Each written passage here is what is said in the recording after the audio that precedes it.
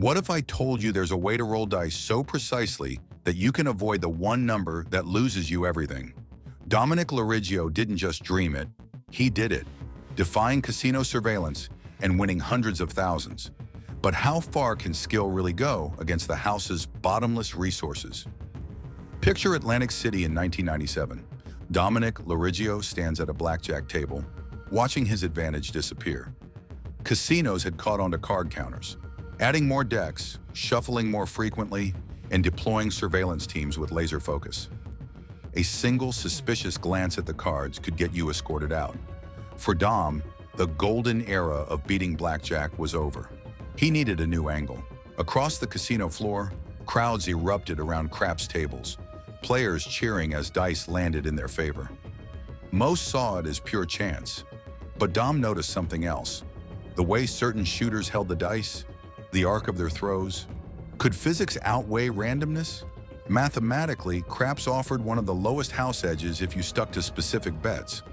The casino's built-in advantage was just 1.41% on pass-line bets compared to blackjack's typical 0.5 to 2% depending on rules. But those numbers assume completely random throws. Dom started obsessing over the mechanics: grip pressure, wrist rotation, landing angles. Then he heard about Chris Pelly, a former engineer who claimed to have cracked the code. Pelly's $1,100 course promised to teach dice control, a method of reducing the chaotic bounce that produced unpredictable results. It wasn't about guaranteeing wins, just shifting the odds slightly in your favor. For a man whose livelihood depended on beating systems, it was irresistible. Dom spent weeks practicing in hotel rooms, studying Pelly's techniques.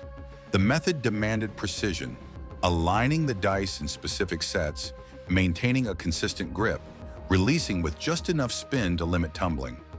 Most importantly, landing them softly at a 45-degree angle to minimize erratic rebounds.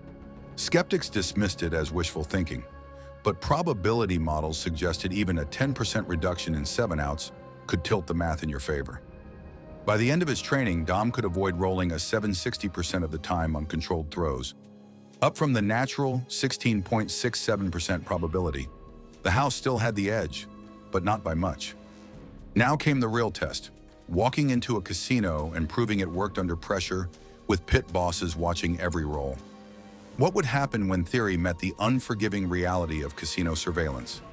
Dom spent 2 grueling days in Chris Pelly's garage, surrounded by foam padding and measuring tapes. The concrete floor was marked with target zones. Each throw had to land within a 6-inch square at the other end of the practice table. Pelly's system demanded 3 things: precise die sets, a bone-on-bone knuckle grip, and a soft arcing trajectory. Most gamblers believed dice were untamable, the physics too chaotic to predict. But Pelly proved randomness could be influenced, not eliminated. By holding the dice in specific number combinations before throwing, applying consistent pressure with the fingertips, and releasing at a 45-degree angle, a shooter could reduce wild bounces. The key was reducing kinetic energy just enough so the dice settled quickly without tumbling. Dom memorized 12 different starting configurations, each altering the probability of certain numbers appearing. One set favored rolling 9s and 5s, another clustered high numbers. He practiced until his fingers cramped, throwing for hours at a time. The perfect toss sent the dice spinning in sync, landing with barely a skip. Physics models show dice lose momentum faster when thrown with backspin, like a basketball shot that practically stops on impact. Skeptics dismiss the idea of controlling luck. Casino surveillance teams assumed dice throws were always random. But after 2 days of relentless practice, Dom could consistently roll the dice without hitting a 760% of the time. He wasn't cheating, just bending chance through sheer technique. The house still had an edge, but it was shrinking with every controlled throw. Of course, a garage wasn't a casino. There were no pit bosses monitoring each toss, no dealers scrutinizing his grip, and the soft felt of a practice table wouldn't match the hard rubber backstops of real craps tables. Accuracy had to translate under pressure, with thousands on the line and security watching for any pattern. Dom knew one wrong move would expose everything. Could he replicate these results when it actually mattered? Atlantic City, 1998.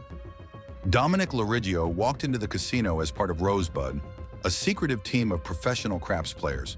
Their strategy was simple: rotate shooters, keep bets modest, and avoid drawing attention. Surveillance teams rarely noticed them until Dom started throwing. Rosebud's leader, Jerry Patterson, had strict rules. Stay quiet, don't celebrate wins, keep sessions under 30 minutes before moving tables. But Dom couldn't help himself. When his throws started landing exactly as planned, he'd grin at the crowd, feeding off their energy. Patterson warned him, this wasn't blackjack. Craps teams survived by staying invisible. Then Frank Skoll took notice. A gambling author and strategist, Skoll recognized Dom's unnerving consistency. While Rosebud stuck to $50 bets, Skoll urged higher stakes. The math was there. Dom could reduce 7 outs by nearly 10%, turning slim odds into solid profit. They just had to bet big enough for it to matter.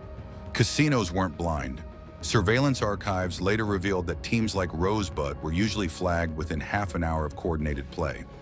The system looked for patterns: multiple players at one table, controlled shooters, bets placed right before hot streaks. Dom's longest run, 45 minutes without a 7, drew a crowd and 4 pit bosses watching his every move. Then came the hard 10 bet, a $100 wager on the 10 appearing the hard way, as 2 5s paid 30 to 1. Most players avoided it. The odds were brutal, but Dom set the dice, released them with just enough spin, and watched them land softly. 5 and 5. The table erupted. $3,000 in a single throw. For Rosebud, it was proof, but also a problem. Dom's high-energy style and Skoll's aggressive betting clashed with Patterson's low-profile approach. The team fractured. Dom and Skoll walked away, ready to test their strategy at higher stakes. No more hiding, no more small bets. The casino floor had just witnessed something rare: a controlled shot at the hardest bet on the table. Dom knew the risk. Surveillance tapes would be reviewed, pit bosses would study his grip. But for now, the dice had listened. Could they keep winning when every casino was watching? New Year's Eve, Las Vegas. Dominic LoRiggio and Frank Skoll formed Golden Touch, a 2-man operation betting $500 per roll. Their strategy relied on pooled bankrolls to weather statistical variance. But their unapologetic style burned through casino tolerance faster than their money. Pit bosses had seen controlled shooters before, but not like this. Within minutes of Dom's first throw, dealers started rotating out. Surveillance teams adjusted overhead cameras. One stickman paused mid-game to wipe the table aggressively, a known tactic to disrupt rhythm. None of it worked. Dom's longest run lasted 58 minutes without a 7. The table erupted as he stacked $27,000 in chips. Modern casinos now embed RFID tags in dice to track rotation patterns of suspected controllers. But this was before that tech became standard. The house had only human eyes and gut instinct. Then the threat started. A pit boss leaned in during a quiet moment. "You're a dead man if you keep this up." Dom laughed, but the warning was real. Vegas had tolerated card counters with lifetime bans, but dice control threatened the foundation of craps, the illusion that no one could outplay pure chance. Golden Touch's peak night netted $50,000 in today's money. The math worked when you combined Dom's 60% 7 avoidance rate with Frank's aggressive bet placement. They stuck to pass lines and come bets, the lowest house edges, only ramping up when Dom locked into a rhythm. Casinos responded the only way they knew how. Mid-roll, a boxman would call for new dice, citing imaginary flaws in the current set. Floor managers suddenly enforced obscure rules about how long dice could stay in play. Eventually, Dom got the tap, a polite ejection that meant his face was now in every surveillance database on the Strip. The irony was palpable. Dom's technique wasn't cheating, just a perfected skill, like a pool shark running the table. But Vegas wasn't built to lose. The house could always tweak the rules, add more bounce to the tables, or simply refuse his action. That night, watching his winnings get escorted to the cage by security, Dom realized something. They hadn't broken the system. They just reminded it how much it hated to lose. Today, Dominic LoRiggio remains a legend, both revered by gamblers and blacklisted by casinos. His story proves skill can nudge probability, but casinos always adapt. RFID tagged dice, Stricter throw rules and lifetime bans now counter techniques like his. Dice control isn't illegal, just unwinnable long-term. The house tweaks the game faster than any player can perfect it.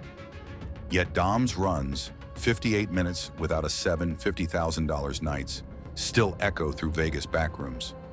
Could you replicate his system? Maybe, but the real lesson isn't beating the house, it's how far they'll go to stop you. Think you'd take that gamble? Let us know below. Subscribe for more stories of those who tried.